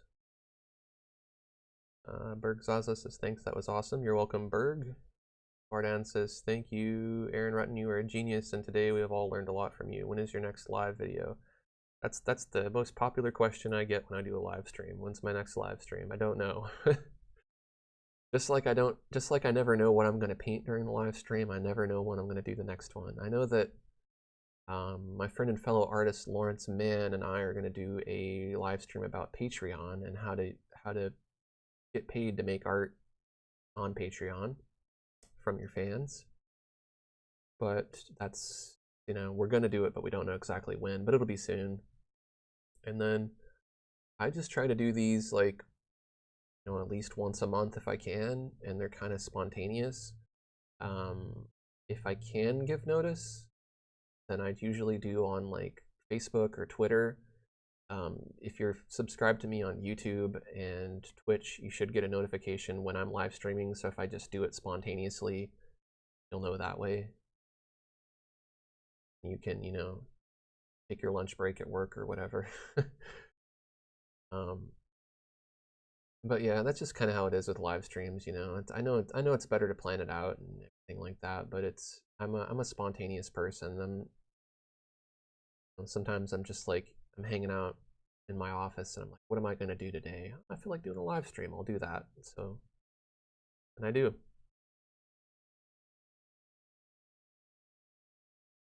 So I'm gonna go ahead and wrap this up and end the live stream, and I'm gonna send out those 5 free keys to download ArtRage 5 as soon as it's released in January 2017. Thanks for watching, everybody. I will see you next time.